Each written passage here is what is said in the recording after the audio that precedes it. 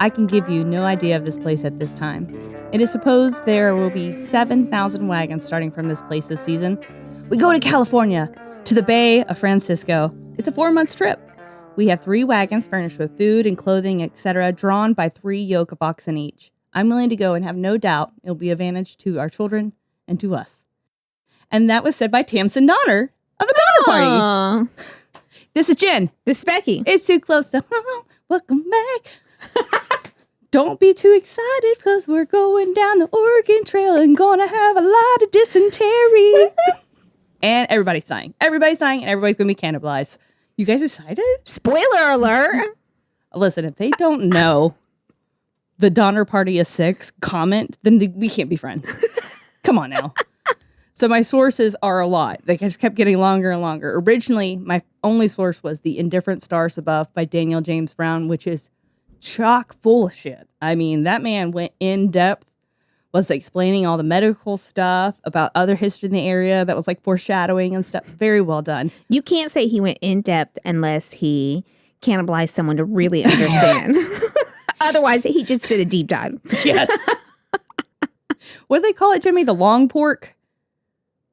The long pork that's human meat. The long pork. Until you have long pork, don't talk to me. Don't talk to me.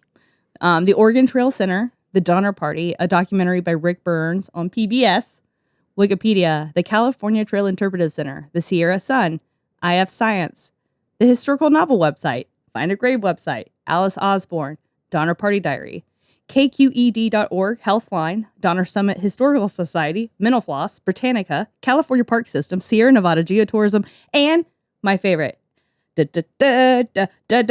National Geographic. I didn't even plan that. Like, yeah, that was talent. Sorry. So the Donner Party was always a cautionary tale of cannibalism I had heard in my youth. Well, that and quicksand. And while thankfully I have never come across either situation in my life, the Donner Party certainly experienced cannibalism in hopes that they would survive their long and forlorn journey to California. That you know of. One day they may do a documentary and you're like, I was at their house. They were going to eat me that night, but my tummy got upset and we had to leave. Exactly. You don't know yet, ma'am. Don't know yet. So I wasn't all that versed in this cannibalistic tale, so let's take a dive into American pioneer history. Let's talk about why America pushed westward. After all, there's a lot of land between here and the Pacific, and only 20,000 Americans were reported to have lived west of the Mississippi at that time. Hold on. I only made it 3 minutes and 27 seconds. Where was the starting point? I'm not at the starting point.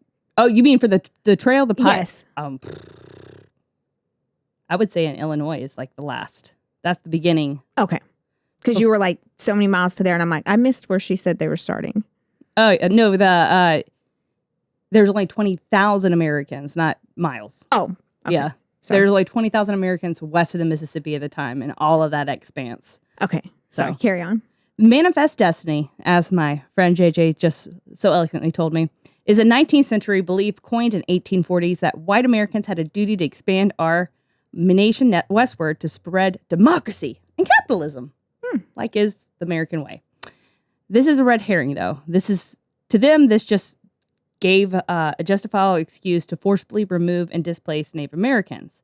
And it also intensified the issue of slavery, which would lead to the Civil War. But back to our cannibal crew. There's a lot of like segues that you can go because this touches so many different parts of history and so many cool stories. It's like, I got to rein that in. So due to Manifest Destiny, many saw gold in them there hills and they felt that the territories of Oregon and California would be burgeoning with opportunities as well as religious freedom for themselves. You see, Mexico was a mostly Catholic culture, which came from its Spanish occupation and influence. The Spanish would set up missions to convert Native Americans, so pretty much growing America meant burying its native and indigenous population so that Europeans could terraform North America in its image. So in 1845, one young pioneer, who would see that appeal in California would also be a linchpin for the party's demise, a 26-year-old Lansford Hastings. First of all, you can't trust anybody who's 26. We dumb as shit at that age. I digress. The smartest thing I did at that age was meet Jimmy. Oh, JJ met me when he was 26 too. Oh, it's so sweet. Well, at least they're better than Lansford Hastings. He's a In massive defense tool. of your previous comment, he was dumb enough to fall in love and marry me. Gotcha. Tricked him.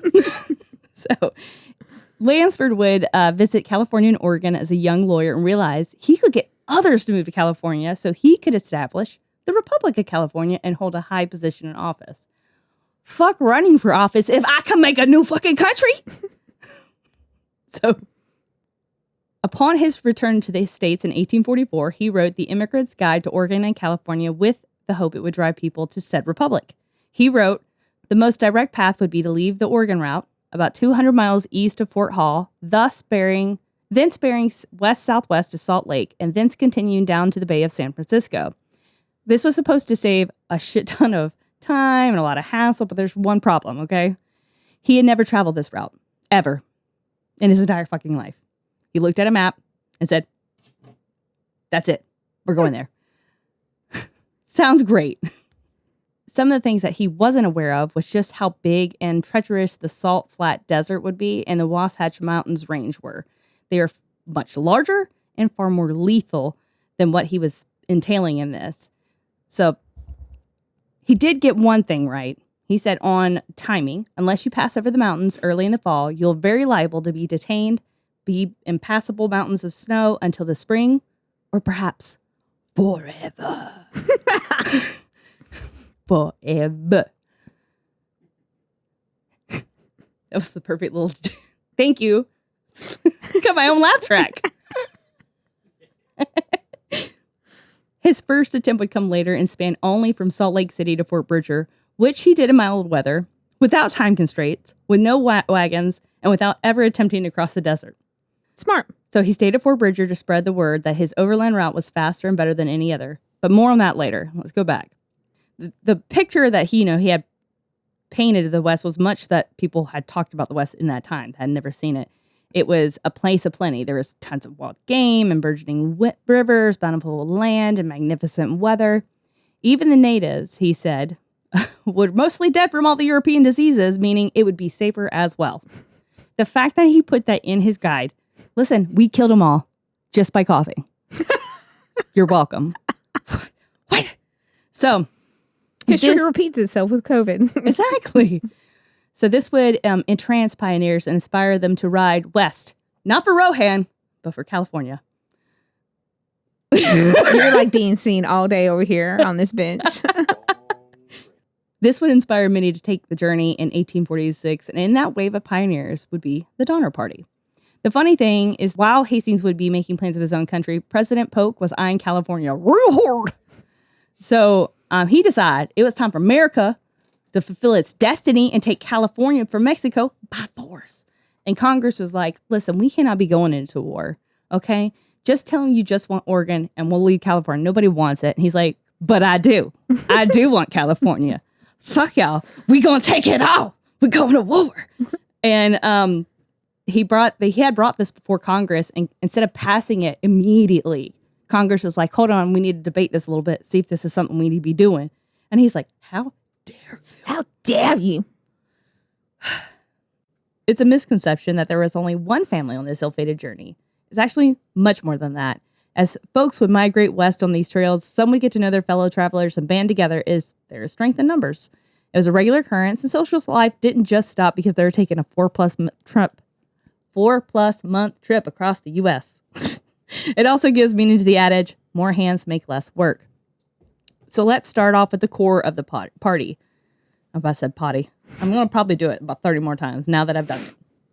The Donner and the Reed families. First, the infamously named Donners. It's the patriarch of the family was 62-year-old George Donner, which in those times, like 62, you might as well have been 92. All right, and his 44-year-old wife, Tansem. Oh, 62? He had a young 44-year-old? Okay. Mm-hmm, mm-hmm. They had 5 daughters ranging from 3 to 14, which sounds fucking awful. I'm one of 4 girls, and that, rest in peace, Dad. I know that was a struggle. The eldest 2 were from George's first marriage. So he was one of the oldest in the party and pretty set, but he felt that there was not enough opportunities for his daughters. So he wanted to move west. And that's like JJ and Jimmy energy. I'm going to make sure my girls have everything they deserve. Well, first of all, by opportunities, he meant suitors with money because women didn't get to do dick back then. I know. That's all they got to do was dick. that was the only opportunity. Dick and babies, baby. That was it. But I like the way you said opportunities. So his wife was somewhat homely. They say that in so many different other ways. And I'm like, let's just not do that to old girl because she was super talented as well. She'd been a school teacher, an amateur botanist, and she spoke French as well as English. She'd been married before and she lost her entire family to yellow fever. Her children and her husband. Hashtag sad. Very sad. Womp womp. No wonder why she became a botanist. That's all the time she had. She used all her time for that then. So That's why she didn't get yellow fever. She was out there picking weeds. Exactly. George's younger brother, Jacob, was 56. So younger in the year since, I guess. And 45-year-old wife, Elizabeth, and their 7 children also came. Jacob wasn't in the best of health, and he was slight-framed. So both of these men would have to hire teamsters. They had 6 in their employ. You had Hiram Miller, who was 29, Samuel Shoemaker, 25, Noah James, 16, Charles Berger, 30, John Denton, 28, and Augustus Spitzer, 30.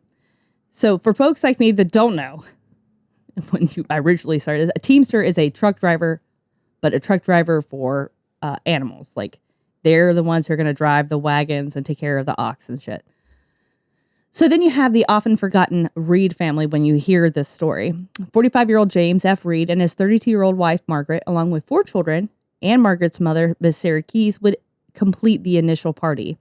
Miss Keyes was ate the fuck up with tuberculosis. So she said, if I don't go with you, I'm probably not going to see you the rest of your life. So she just went on the trip with everybody with her tuberculosis, just coughing in the air. And she's like, you know what? I'm going to die on the trail. And I'm like, all of you are too, because tuberculosis is airborne. Thank you. I'm like, I know they didn't know that. At I mean, the it's time. nice that you want to like have that comfort, but like, it's a pain in the ass. Even if she didn't have tuberculosis, let's say it wasn't a communicable, you have to carry this old lady across the United States. Everybody's walking. Who carrying this old lady? Well, they got carriages, right? Or wagons. Every ounce matters in those wagons. So, well, if you think I would let JJ not take my old sick ass along on a trip, you better make some room in the wagon because I'm laying down the whole time. No, this would be like your mother-in-law's coming with you on the trip. Yay.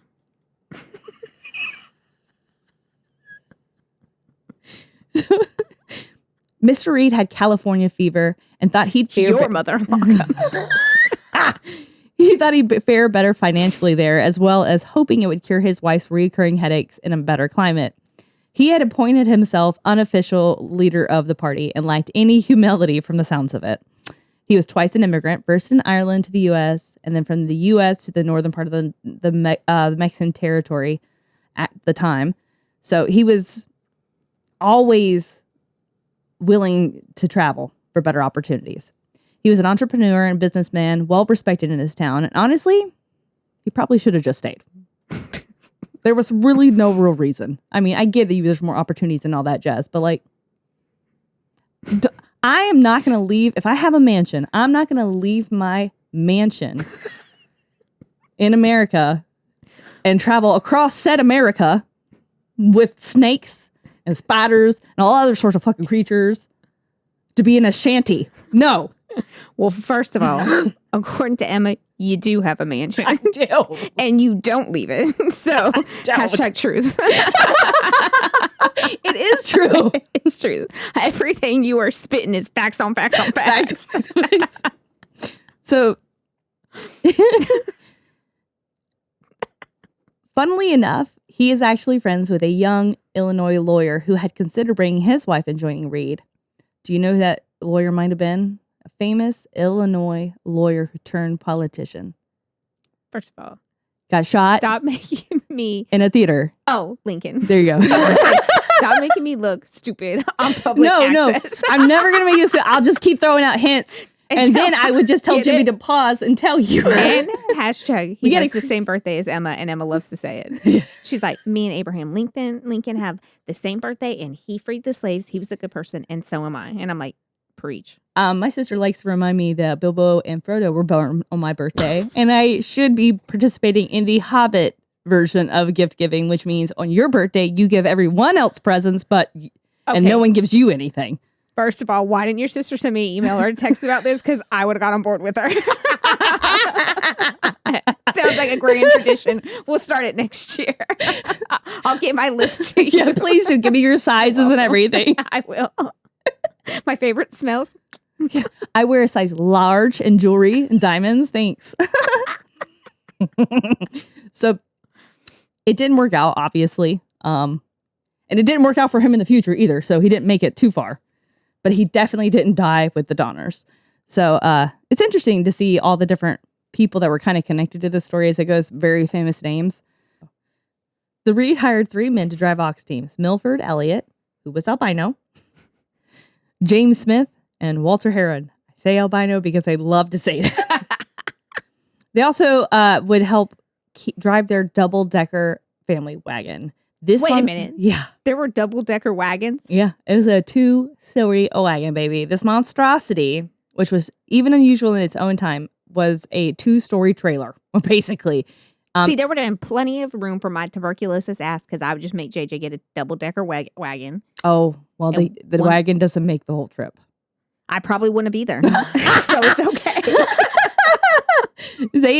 They dubbed it the Palace Cart, and it was envied and resented because it would cause more problems than it's worth while trying to cross the U.S.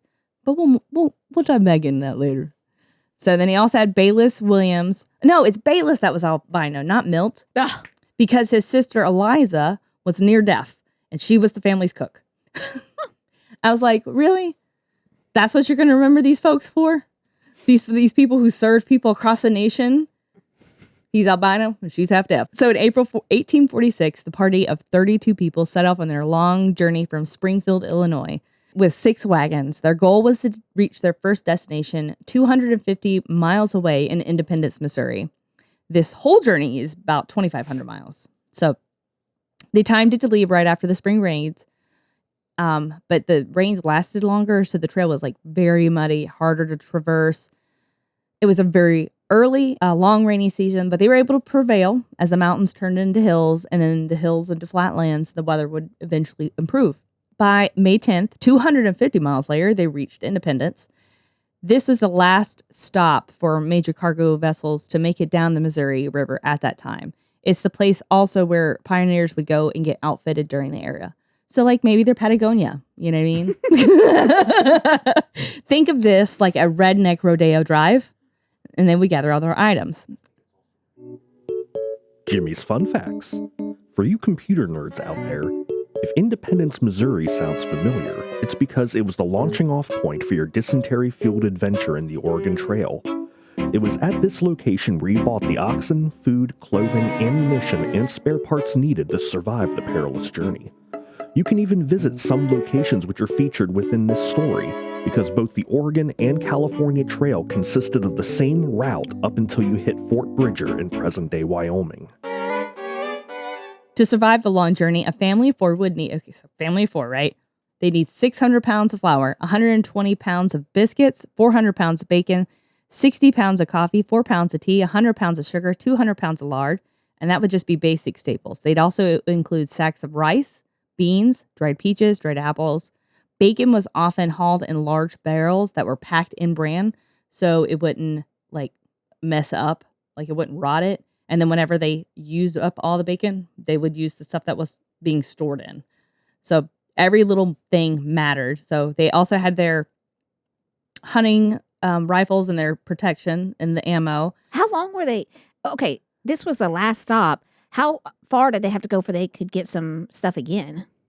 Because that's a lot of fucking flour and bacon. So back in those days, there'd be more trade posts. They're called forts, really.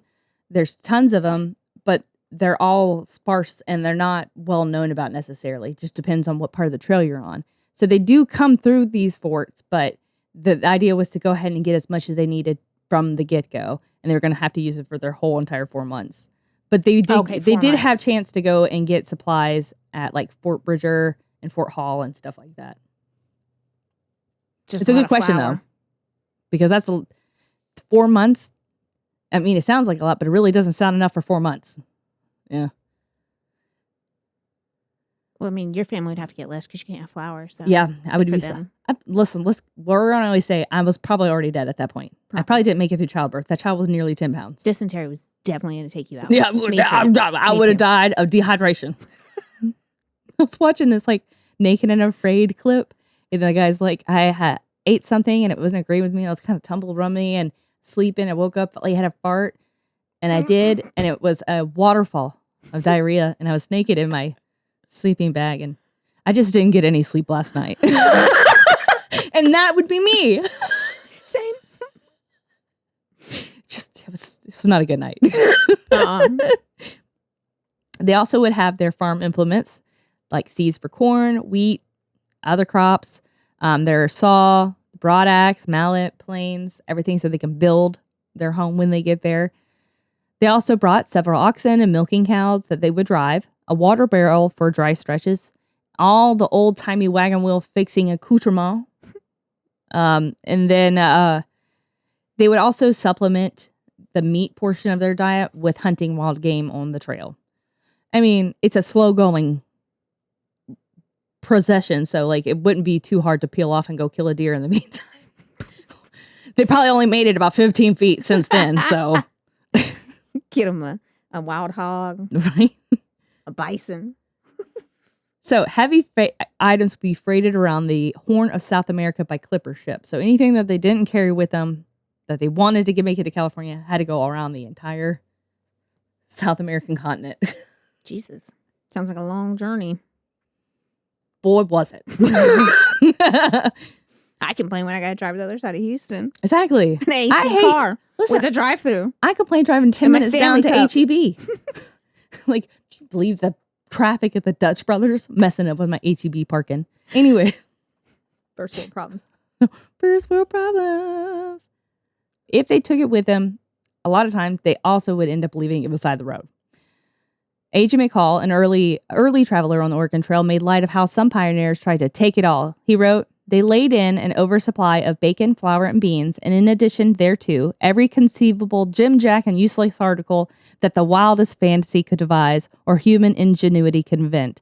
Pins and needles, brooms and brushes, ox shoes and horseshoes, last and leather, glass beads and hawk bells, jumping jacks and Jew harps, and rings and bracelets, and pocket mirrors and pocketbooks and calico vests and boiled shirts."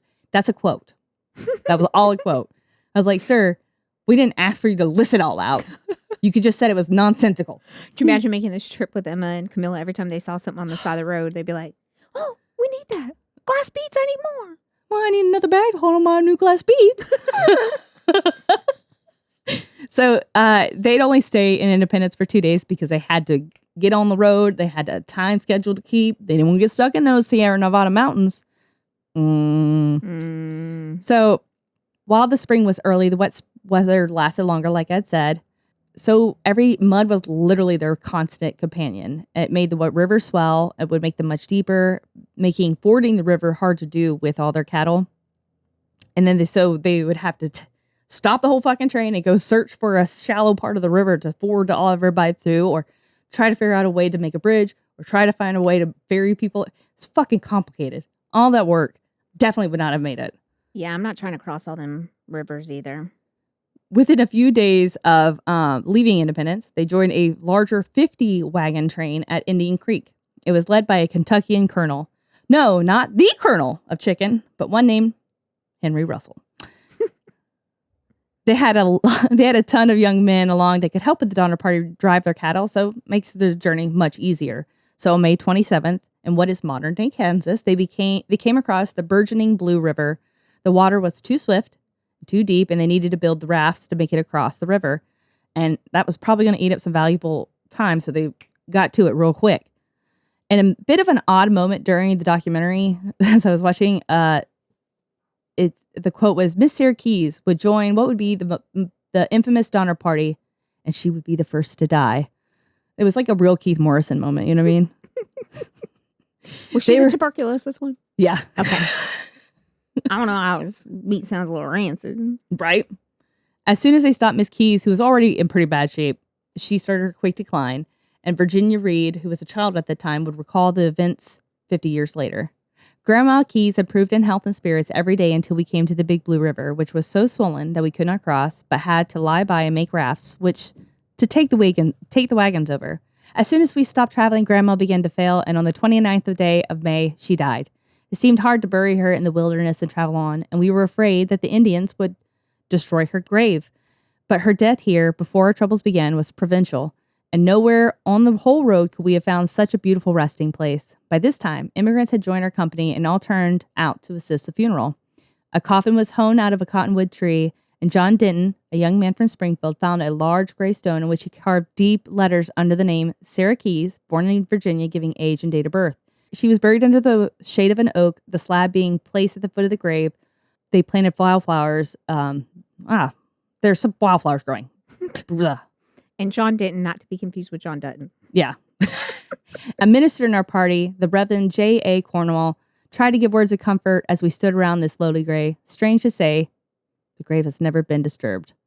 Like, they did go back. Like, people went back to see. They dig up Sarah? They didn't. They were very worried about Native Americans. It's funny because they take burial and burial grounds like super fucking serious. Super serious. Like, have you not watched Pet Sematary? Don't go down that road.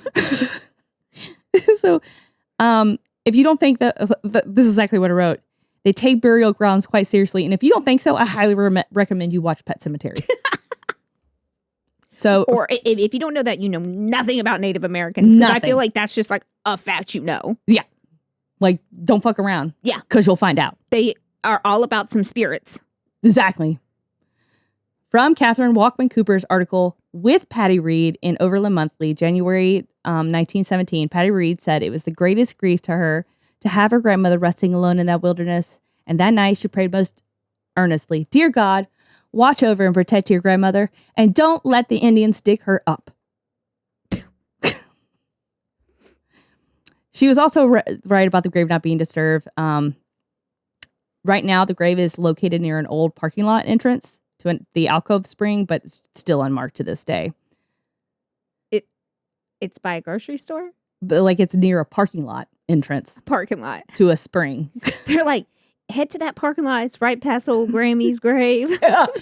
She died of the Burke. And the Native Americans didn't get her. Despite the grave circumstances, Virginia does recall that in the beginning of the trip, she was still very happy. No. After 4 days, the last wagon was ferried over on May 31st. So as they resumed their journey, let's talk about the add-ons and the temporary pioneers in their party. Like I said before, it's completely normal to band together on the trail with strangers who became friends. And the trail, they went on a number of places, so folks would just join and leave their party as allowed. Like, oh, we're stopped, like a bus. Like, we're going to stop off at Fort Hall.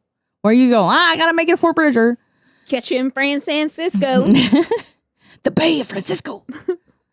So here's some of the folks that joined the journey. So the book had me like stupid confused because the author talks about the Graves family and their point of view prior to joining the Donna Reed party. And then there's about 30 billion similar religious white people names, with the exception of Tamsin.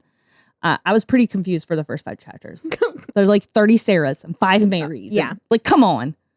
No Jennifers? No. Rude. No Beckys either. Rude. That's why they didn't survive. They were at their shacks talking about, nah, fam. Not gonna catch me out there. Not gonna catch me. They do have an interesting story, though. According to Spencer Ellsworth, Franklin Ward Graves was a genuine backwoodsman and pioneer who found his most congenial associations on the frontier. He despised the trammels of civilization and loved the unshackled freedom of the red man. In summer, he went shoeless, hatless, and coatless, his long coarse hair his only protection. He was a man of large frame, good-natured, hospitable, and ever ready to do a kindness. When you say he liked the red man, he's referring to the Native Americans. He liked the way they lived? Yeah. Okay. Yeah. Basically, if it wasn't wintertime, he was going to be living that Native American lifestyle. No shoes, no shirt, no problems, okay? Wasting away in Margaritaville. Wasting away on peyote. So his wife was much the same. She was hard scrambled and first to help at any moment. There was a story.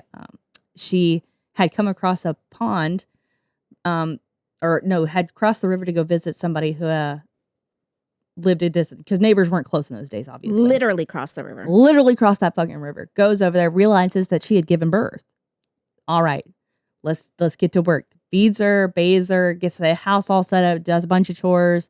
And then as the sun starts to set, the winds start up and it starts snowing and like a blizzard starts again. And the lady's like, listen, you've got your baby too. Why don't you stay the night? She's like, I'll be fine. I'll be fine. So then she got, instead of, she got back in her boat and went back home. And the next morning, the ground had frozen over the river and she walked back with the medicine as promised. Like she was unbothered. And that's what I will not do to survive. That bitch will survive. I will not. I'm going to go ahead and say I would do that for you because I will never be in the circumstance where you can tell if I'm lying or not. So I'm going to say I'll do the same thing for you, Jennifer. I'd walk across frozen rivers for you, Becky. For you, I would. Only because you can never test whether I'm telling the truth about that or not. It's not certain why Graves decided to immigrate to California, but an itchy foot, literally an itchy foot, and Illinois' unhealthy climate were said to be factors in why they wanted to move. My feet's been itching. My feet's been itching. This grind ain't good for it, okay? They say that means you got to get walking. To me, it's the fact that they had 9 children ages infancy to 22, and they were barely scraping by in tough economic collapse in 1836. So I think that has more to do with it than an itchy foot, but I digress. As time went on, the economy rebounded, and with the Western Plains, many investors sought to buy large tracts of land, and Franklin's 500-acre farm was a good investment opportunity.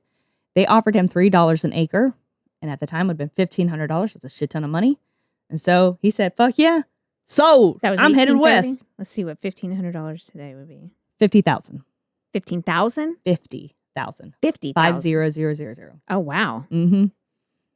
It took me a minute because it's difficult because at that time they had so many different currencies in the United States. So when he got the money from the check, it was like pesos, foreign silver, US half dollars, like just gold coins, pirate booty and shit. Like it's hysterical. And then he hid it in the cleats of his wagon so nobody would find all these like riches when they headed west. Yeah, nobody heard the clanking of the silver dollars in the wheel. What's that noise? It's my knees. According to Google, it would be $500,000 in today's time. Oh. Yeah, that's better than 50,000. I would too. Take it. 500,000? What do you want to call it? So they set out with a different group to begin with, but they would catch up and join the Donner Party in August of 1846 when they traversed the Wasatch Mountains. So let's talk about the Keseberg family. German immigrant Louis Keseberg and his wife Elizabeth Philippine, as well as their daughter, joined, and they would have a son on the trail. This is an interesting yet pivotal family, but in all the wrong ways. This website says 1.3 million. Sorry, go ahead. Yeah, it's really hard to figure out like what's an accurate because a lot. Yeah, it's a lot. A lot. It's just inaccurate because of all the different currencies at the time, I guess. Louis, the paterfamilias of the Keseberg family, was already said to be quite the eccentric, antisocial man who, according to another pioneer, was predisposed to derangement of the mind. He would act cruelly towards his family and was abusive even for those times. And he was also hostile to other people in the party. Diagnosed with derangement. Just derangement. I don't know why they didn't give him a lobotomy. The mental health. Because he's not a woman. That's why. He didn't have the vapors. God. Then there was Lavinia Murphy. She's a Tennessee widow with 7 kids, 2 of those having family of their own. So they all came together and joined the journey. There was a carriage maker named William Eddy and his wife and his 2 children that joined. The Breen family, he was a Iowan farmer with his wife Peggy and their 7 children.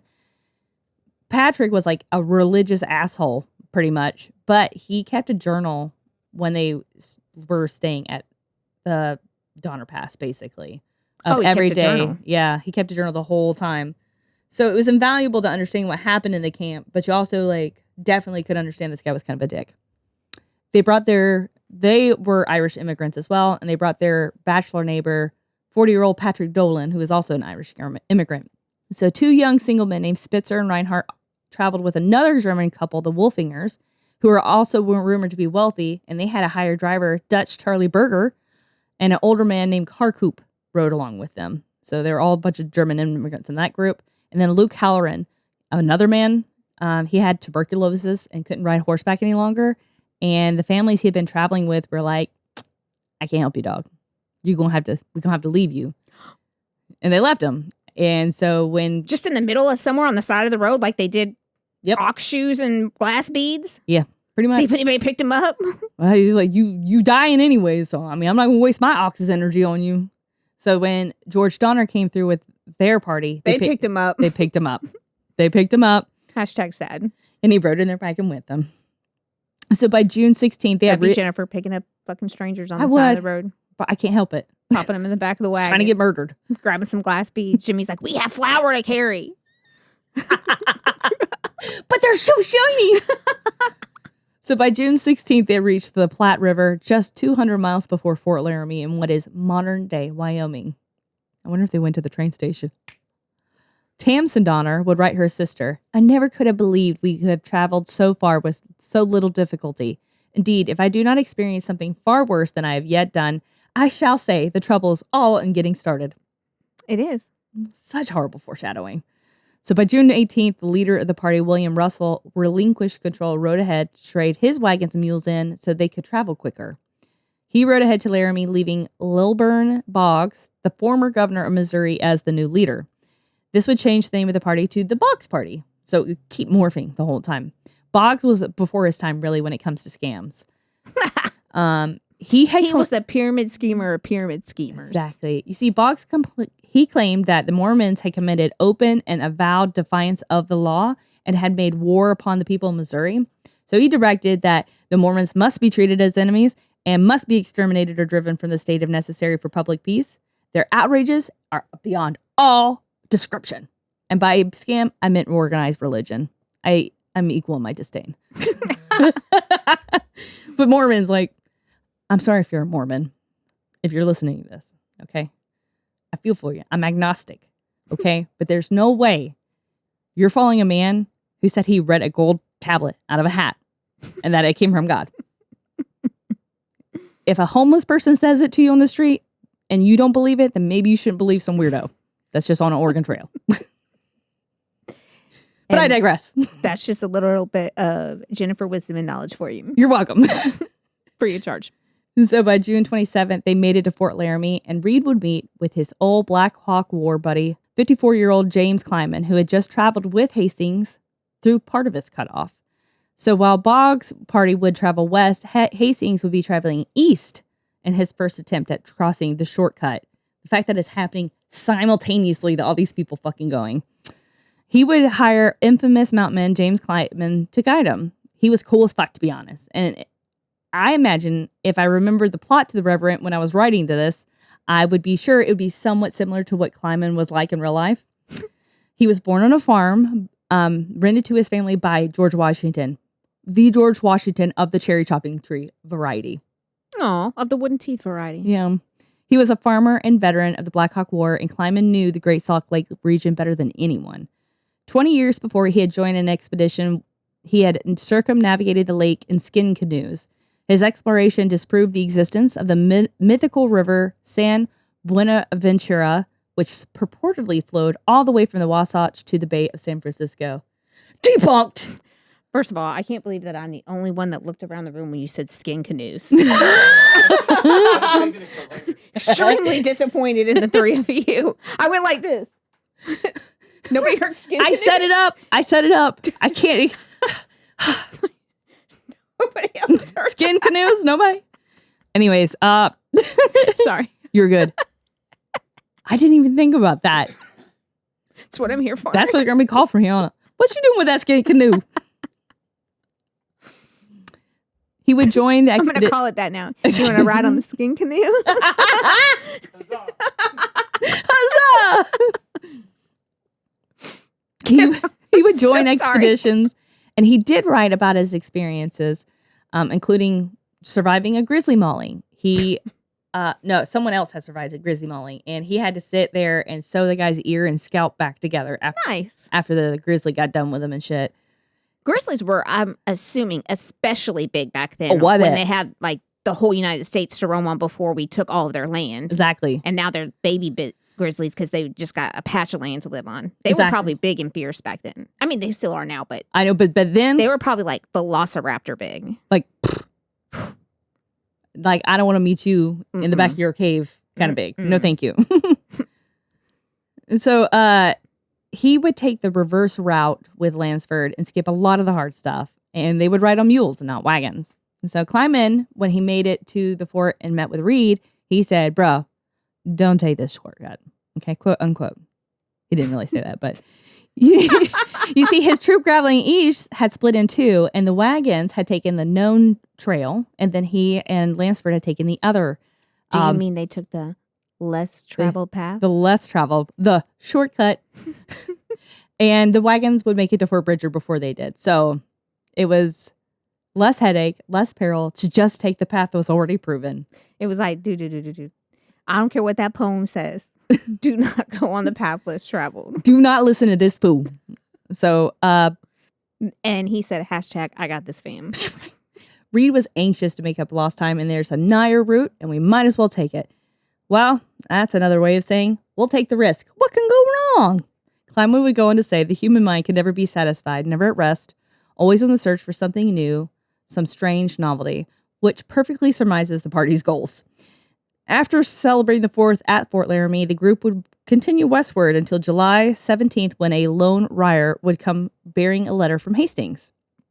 The letter said that Hastings would be waiting for them at Fort Bridger, Wyoming, and that he'd lead them along this great new trail. Little did they know that this would only be the beginning of many distractions by people who may have not had the pioneers' best interests at their hearts. To add foreshadowing, the rider was actually wanted in Oregon for murder. If that's any indication of the crowd Hastings was willing to work with to achieve his goals. They were already very aware of Hastings and his trail, but little did they know, when Russell and his party departed to get mules at Fort Laramie, they had left a letter at Fort Bridger warning the Donner Reed families to not take the path, and they would never receive that letter when they made it to Bridger.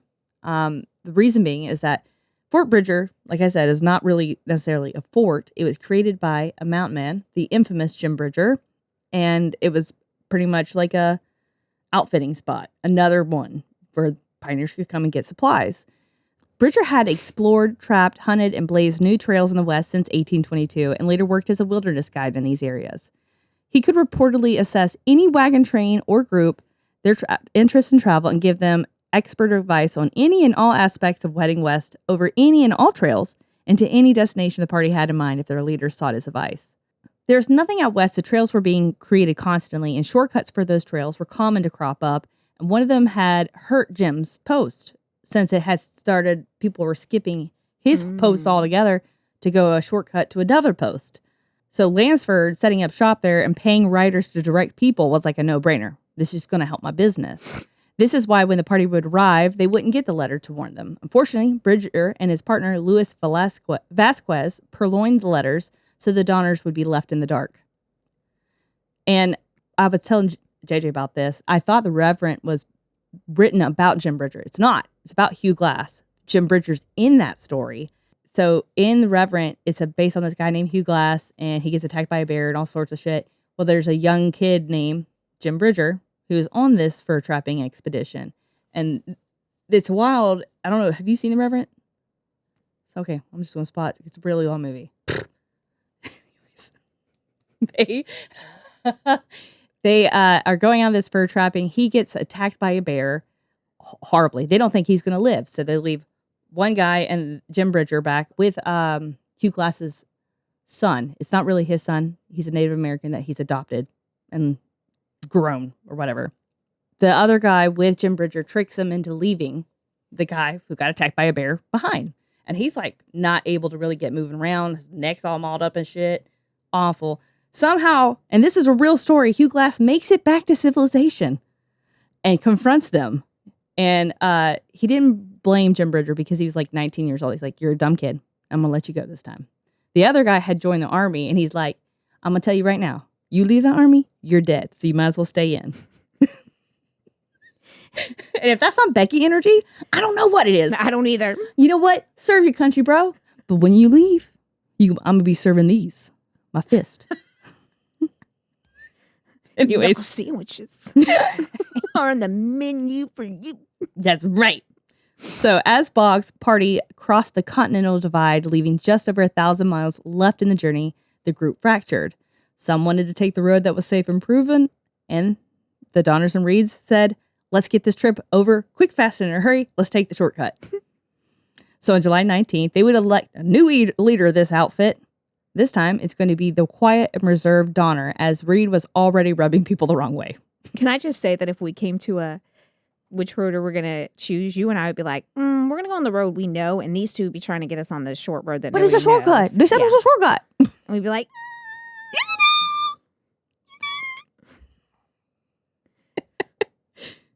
Donner was more peaceful and mature, and Reed was like ostentatious, and they said he was uppity. Like, his shit don't stink. You know what I mean? They weren't on about it. So, of course, Donner becomes the leader of the group, and they start heading down the road. Well, the ox are getting more tired. the road's getting rough. The road's getting rougher. So then things start getting left on the side of the road. The grass was not plentiful as they had hoped, which is why they were trying to preserve the oxen, because basically that's pioneer gas. Yeah, Like, it is. get your ox to go. They're going to have water and they're going to have grass. Well, when they don't have grass, they don't have the energy. So then they started leaving shit. And it would be things like wood stoves, furniture. What? Yeah, they were carrying shit they did not need to take with them.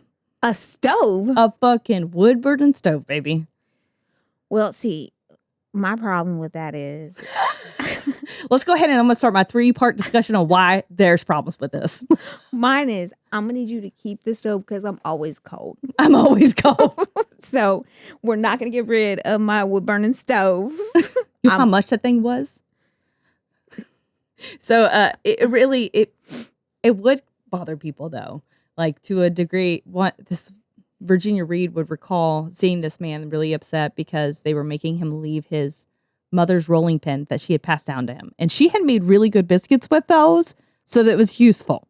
And so he had like tears in his eyes while he had to leave this rolling pin. Yeah. I'm actually really sad about that. Because every ounce mattered. I'd be like, I'll just put it in my pocket.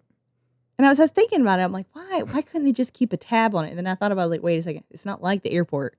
I don't have a little doohickey to lift my luggage to see how many pounds I'm carrying. I'm just having a hard guess if I have enough or too much for these ox to be carrying. I feel like a rolling pin's not that much weight, guys. Come on. One little girl. We already left Granny on the side of the road. We picked up TV Man. We can dump him off here, and I'm keep the rolling pin. Exactly. Well, there was a little girl that she saw that happen with the rolling pin. She was like, I'm going to hide my doll. Oh. You ain't taking my shit. I know what's next. That's Emma energy. So on July 20th, 29 wagons along with the Donner Reed family set west towards Fort Bridger and the beginning of the Hastings cutoff. It would have 9 families in total and 16 singular men in the party. It would be a week, but by the 27th, they'd make it to Fort Bridger only to discover that Hastings had left a few days prior. And remember, he had promised, like, oh, you just come on over here. I'll take it. I'll show you. I got you, boo. Just come on down. Look, he was waiting. He was like, y'all were supposed to be here 4 moons ago. Y'all aren't here yet. That's a you problem. That's not go. The snow's coming. That's not a Lansford Hastings problem. It's not. So Jim Bridger would advise Reed that it was a great route with the exception of a 40-mile waterless stretch, which was desert. That's a long time with ox and carriage to go without water. Mm-hmm. James Reed. Your girl gets parched easy. Really? That's why we keep water everywhere. Everywhere. James Reed would write later on, Hastings Cutoff is said to be saving 350 to 400 miles and a better route. The rest of the Californians went the long route feeling afraid of Hastings Cutoff. But Mr. Bridger informs me that it's a fine, level road with plenty of water and grass, and it is estimated that 700 miles would take us to Captain Sutter's Fort, which we hope to make in 7 weeks from this day. Bad news, it was actually 80-mile desert, and it was anything but flat and level. Ooh, 80 miles. We're not talking about, you told me 40 and it was 45. Yeah. I can understand rounding up or down, but double? That's double. No water for 80 miles? And they had just barrels. leave me on the side of the road with my stove. They have barrels for the water, but that's it. And that's going to I could drink a barrel myself. like that. I drink a lot of water. She stays hydrated, y'all. You got to take care of the kidneys. You got to. On July 31st, they would. That's a long way. That's a long way in my car with no water. I'm sorry, I can't get over that. Carry on. I don't even want to go in my car like that.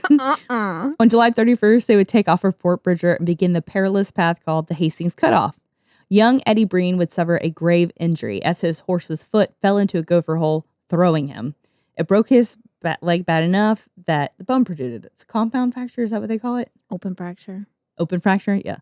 These injuries were really grave at that time. They're not good these days. They're not good that time. They're not good these days, but they're definitely not good because the best option for survival would be amputation in those days. Now they'll like reset you, throw some pins and shit in there. We're like, cyborg. Give you some antibodies, Onyx, some pain meds, put you to sleep while they do it. Exactly. Those days you got a wood post in your mouth to bite and they chop that bitch off and burnt the end. Exactly. Let me tell you what little Eddie saw though. He saw an old pioneer with white hair with tobacco stains been dripped out of his mouth with dirty ass hands. And he was like, you know what? I'm good. You don't need to touch me. Because he was going to cut it off. Like he started losing it. She saw the knife, saw the guys like, this is definitely not going to, I'll die. I'd be like, I'll tell you what, we can cut it off, but I need Paul Bunyan because I need one swift axe to it. And that's it. This man can't even make spit out of his mouth. And you expected him to take my shit off? My luck, they'd bring JJ over to do it. And he'd be like, as he's trying to do it. And I'd be like, sir, I need a swift axe to it. Real quick. So despite this, they were making great time, actually. And they reached the bottom of Echo Cavern where they found a note from Lansford Hastings. The path was nearly impossible to travel down and that they just needed to wait. And he'd let them know a better path within a reasonable time. That's a fast and loose way of communicating, though. What if it had rained? Okay. What if a pioneer needed some toilet paper before they got there? He was very fucking reckless.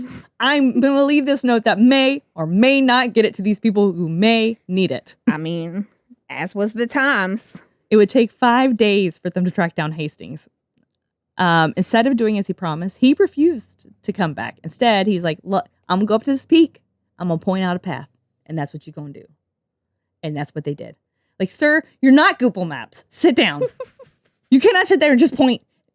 What am I? I'm not a frontiersman, okay? Anyways, I'm like irrationally angry about this man who's been dead for hundreds of years. I'm sure it's more along the lines, though, of he didn't want to be around when they found out that the cutoff wasn't really a shortcut. You know what I mean? Despite the sketch factor being 1 billion and red flags waving aplenty, they turned off the path into absolute wilderness. To put it in perspective, where they were previously making 10 to 12 miles a day, they were now down to 2 miles a day as the bush and untouched wilderness would cause hiccup after hiccup.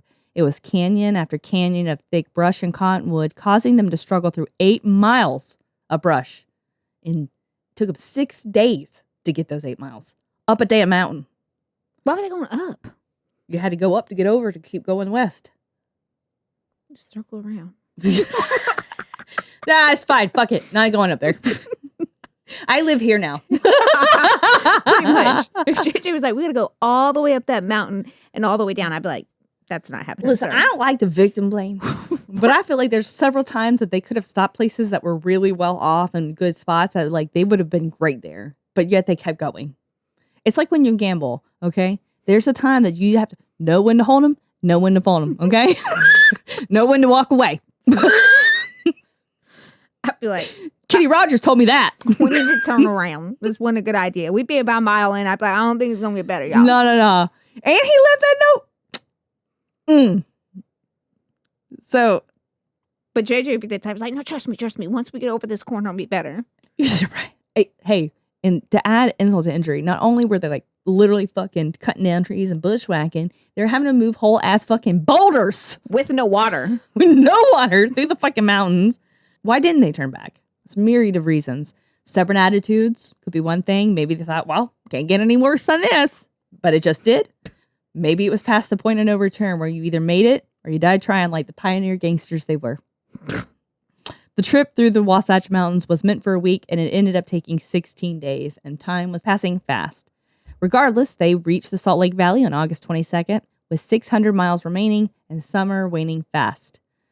They would lose their second member of the party on August 25th as Luke Halloran would finally succumb to tuberculosis. And then shortly thereafter, they find another note from Hastings. This one is a little bit more worrying, though. Death at like, y'all thought shit was bad, boo-boo. Yeah. Now, anytime somebody died, you would think, nowadays, when someone dies, you call your funeral home. Okay, they take care of it. But back in those days, your family took care of it. Well, if you were a pioneer on the road, the other pioneers in your party would help take care of it. So it's highly personal. You would, the women would often wash and prepare the body, and men would take measurements and build a coffin.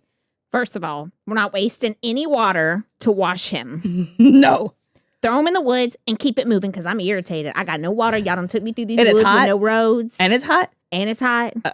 That sun beating down on me? Mm-mm. I don't even know this motherfucker. We picked him up on the side of the road. I was just being nice. Okay, he died. He ain't gonna know. Nice left when you cut me off on this path.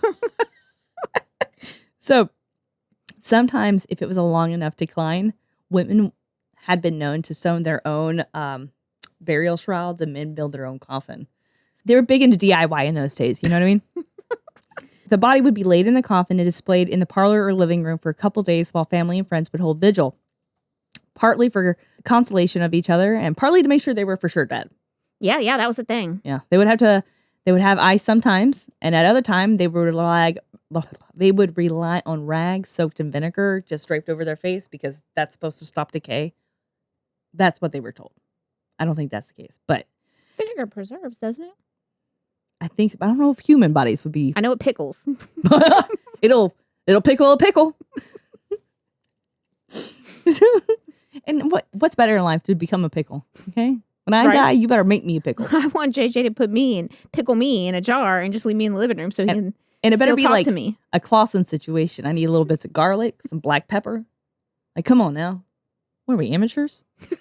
We're real pickle professionals here. I was zesty in life. I want to be zesty in death. Exactly. And so the mirrors. Hug in the jar. You can cuddle me when I'm in my pickle jar.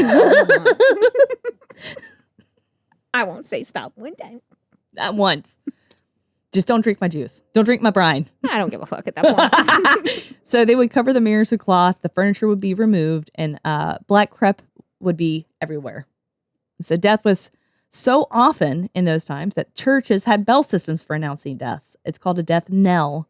The traditional code for a death knell called for the bell to be rung twice, 3 times for a woman, and 3 times 3 for a man. Then the bell would toll 1 stroke for each year of the deceased's life.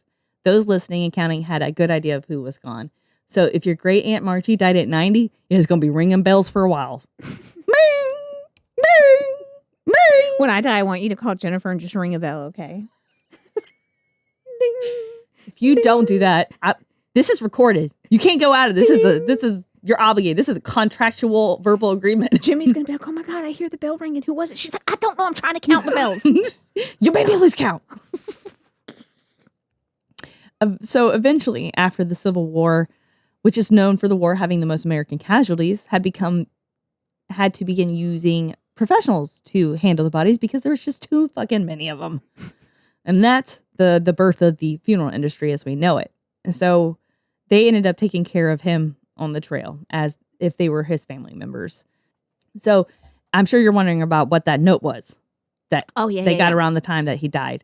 So Eliza Donner would later recall that note. Quote, Mother knelt down and began thoroughly fitting the ragged edges of the paper together. The process was watched and with spellbound interest by the anxious group around her. The writing was that of Hastings, and her patchwork brought out the following words. 2 days, 2 nights, hard driving, across desert, reach water. As they reached Redlam Spring on August 30th, they gathered as much water as they could carry, and it would be the last source of water before crossing the Great Salt Lake Desert. And that's where we're going to pick up next time. And it all goes downhill from there, basically. It ain't been real uphill, except for the journey so far. Just this excruciating journey. Nothing sounded pleasant thus far. No. So next time, like I said, we're going to be talking, I don't know. I can't remember if it's the cannibalism starts in the 2nd or the 3rd episode. But it's happening, and it's coming, friends. So, in the meantime, find us on your socials at Instagram, Facebook, Snapchat. Check out our merch. If you have any merch ideas, let us know. What are your own too close to home stories? What was your family on the trail? Tell me about your family's pioneer history. Down to clown, okay? And don't forget to rate and subscribe on all platforms you might be listening to, Apple, Spotify, Amazon. The more people that listen and rate and subscribe, the better, and that we can spread this sickness that is me and Becky. Amen. And until next time, stay safe. Keep your head on swivel. And don't bring it so close to home you go on a long journey with no water. Keep the kidneys healthy. Keep them healthy. It's not a conspiracy. You do need the water for that. Even pioneer gangsters need water. Roughnecks. Bye. Bye. If you enjoyed this episode of Too Close to Home, don't forget to rate and subscribe to us on most platforms. Follow us on our social media at Too Close Home Pod on Facebook, at Too Close Podcast on Instagram, or if you have your own Too Close to Home experience, shoot us your story at tooclosetohome@yahoo.com. Thanks for listening.